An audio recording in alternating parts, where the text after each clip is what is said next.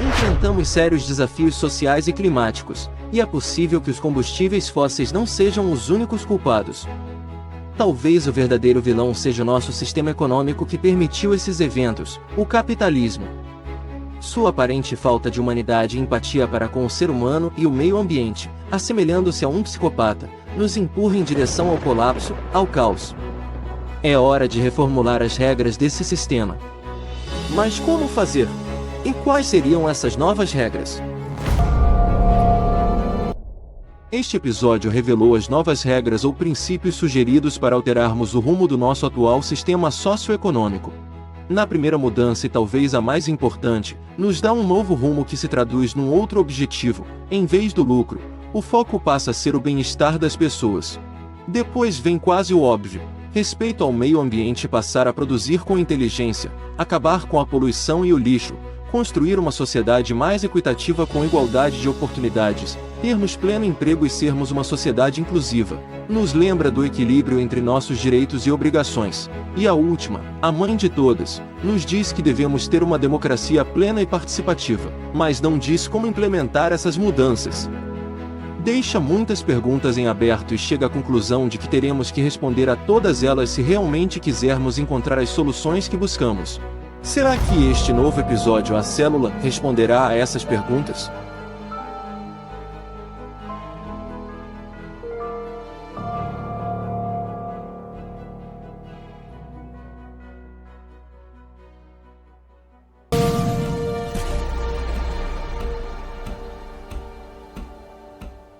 Por que células urbanas?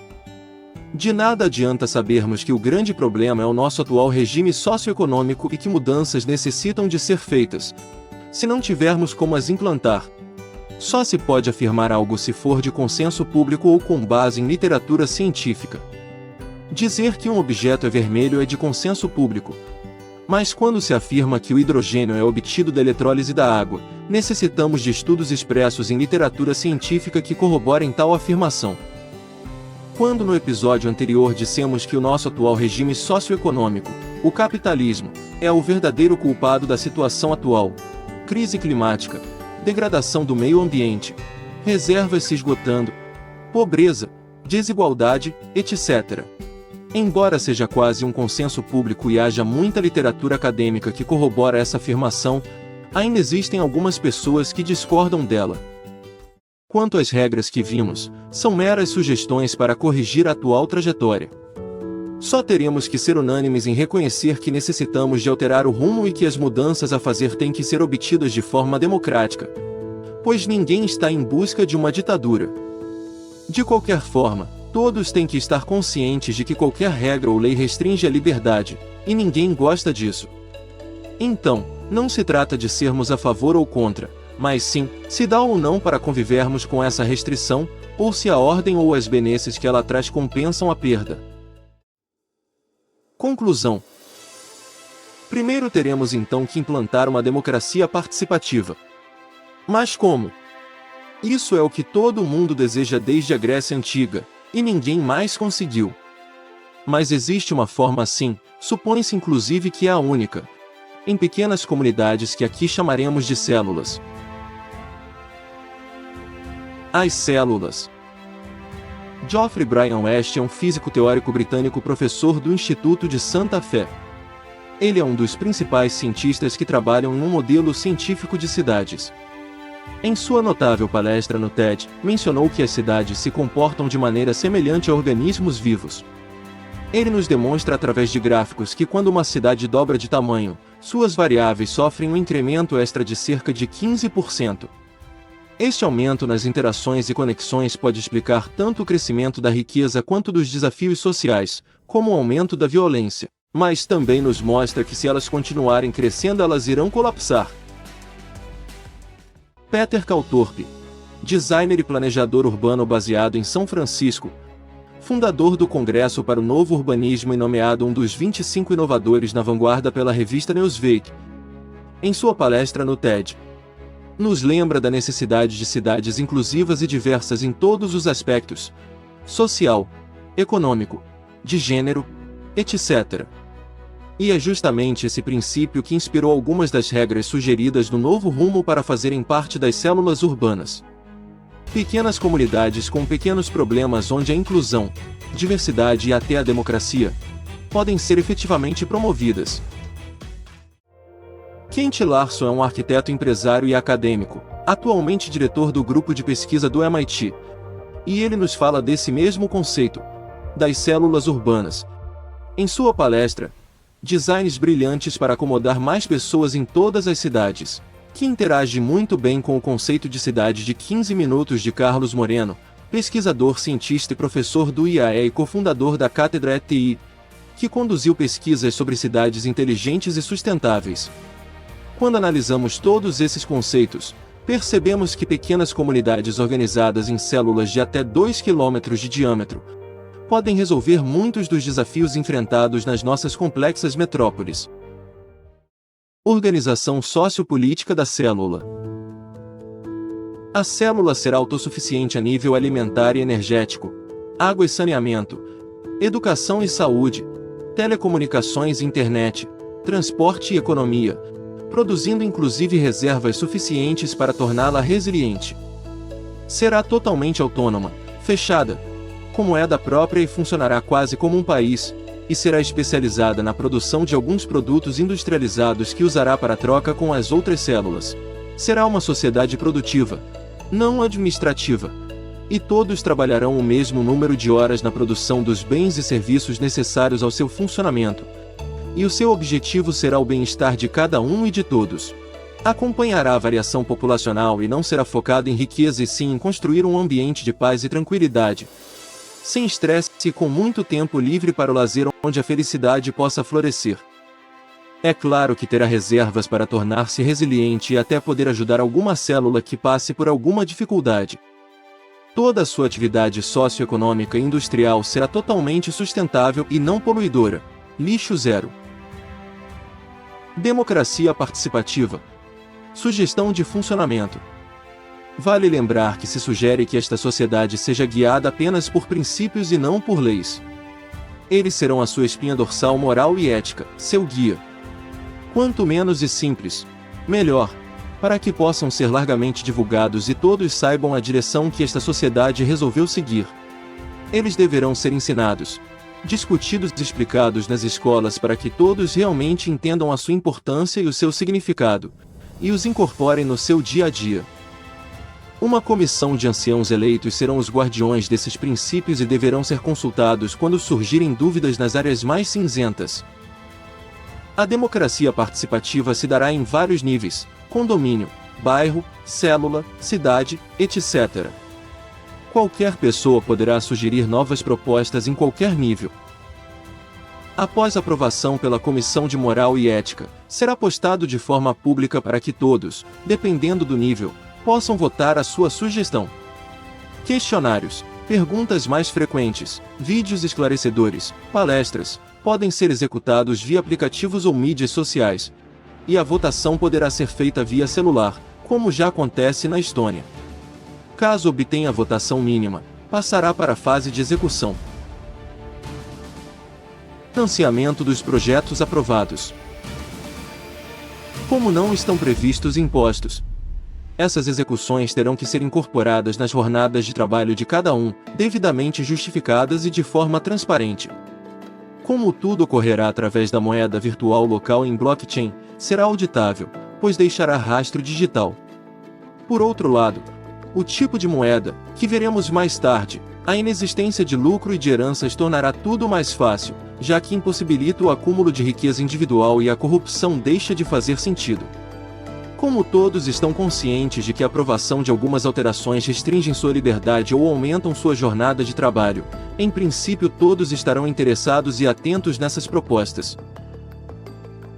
O layout das células urbanas e o tipo de arquitetura a usar são cruciais para garantir uma comunidade autossuficiente, coesa e que fique dentro dos limites sustentáveis da Mãe Terra. Ao dividir cada célula em 6 bairros, e cada bairro em cerca de 20 condomínios ao redor de uma grande praça, criamos uma estrutura propícia para a interação e convivência. Ao adotar edifícios de 3 a 4 pisos de altura, sem elevador, Nos situamos nos Goldilocks Framework, que Vishal Chakrabarty, arquiteto e professor americano e fundador da PAU, nos mostrou em sua palestra, uma visão de habitação sustentável para toda a humanidade. Essas praças centrais de bairro são verdadeiros centros de atividade, com escolas, grandes áreas de lazer, prédios comerciais, clínicas de saúde, parques e muito mais. Elas não apenas servem como pontos de encontro, mas também abrigam instalações essenciais, garantindo que as necessidades da comunidade sejam atendidas de maneira centralizada e eficiente. Já no centro da célula, existe outra grande praça onde estruturas comerciais e sociais atendem a toda a célula, como igrejas, escolas secundárias, centros de saúde de atenção secundária, centros esportivos com estádio e ginásio, etc. Em volta da célula, existirão vários anéis verdes, hortas, pomares, culturas extensivas e um anel industrial e agropecuário. Externamente haverá sistemas de silvicultura que alimentarão a célula de madeira e outros produtos. Essas florestas se conectam com as das células vizinhas, formando um manto verde e criando e mantendo habitats naturais da vida animal. A cidade. Uma rede de células urbanas. Agora, ao expandir essa visão e unir 40 células urbanas que se distanciam de 5 a 10 quilômetros, formamos uma cidade com cerca de 1 milhão de habitantes. Essa cidade se torna uma rede interconectada de comunidades. As células urbanas, embora autossuficientes e de economia fechada, não são isoladas, elas colaboram entre si para garantir um suprimento adequado de alimentos, energia, materiais e conhecimento para todos. Essa abordagem não apenas promove a sustentabilidade e resiliência, mas também fortalece os laços entre as comunidades. Transporte e mobilidade sustentável. A mobilidade é um aspecto-chave nesse modelo. A dimensão da célula é tão pequena que não justifica a existência de veículos individuais ou transporte público.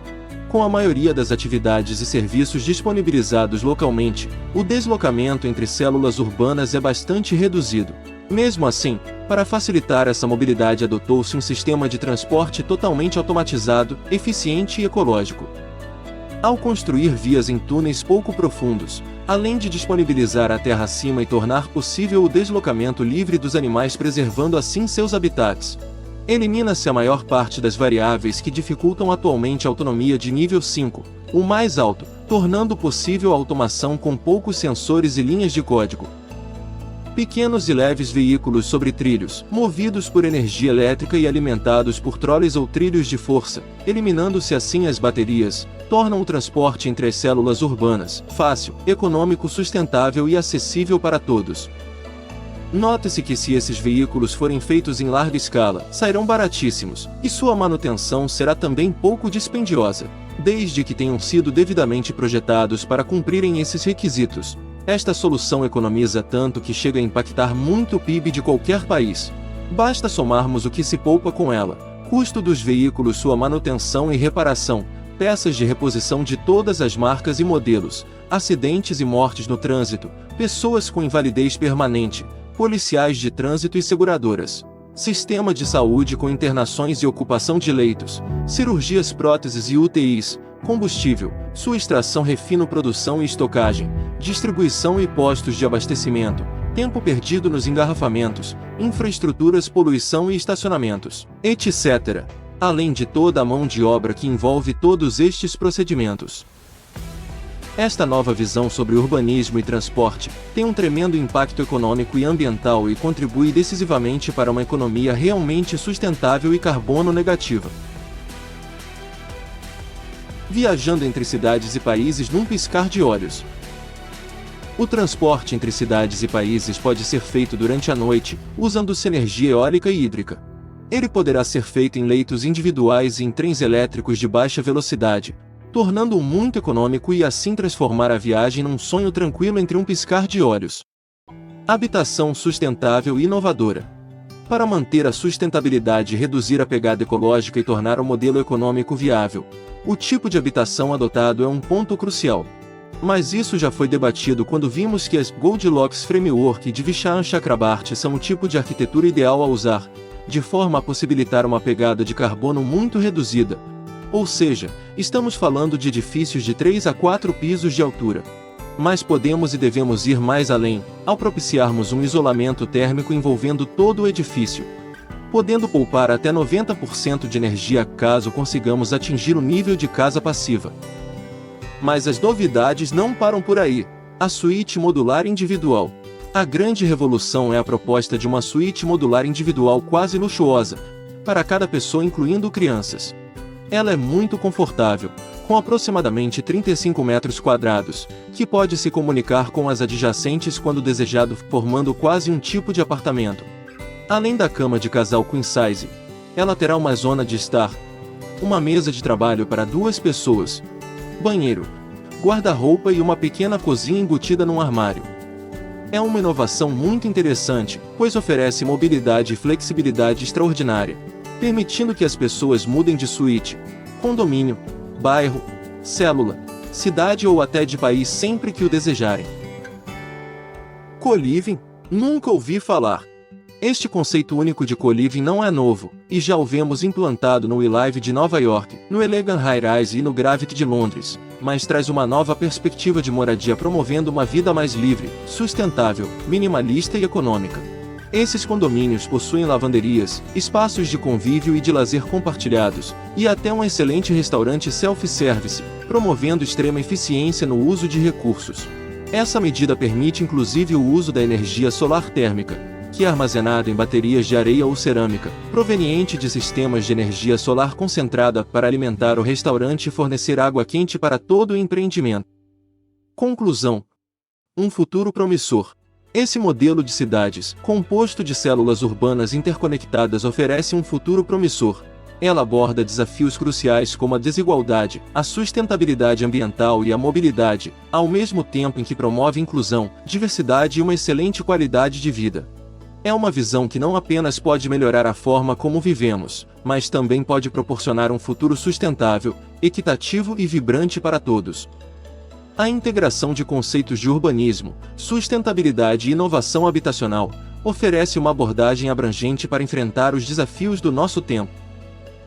Mas não vamos pensar que estamos revolucionando o mundo, pois no fundo, estamos retrocedendo alguns passos no passado, até o tempo em que não havia o automóvel. Sim, o mundo já foi assim, composto de milhares de pequenas comunidades autossuficientes e sustentáveis.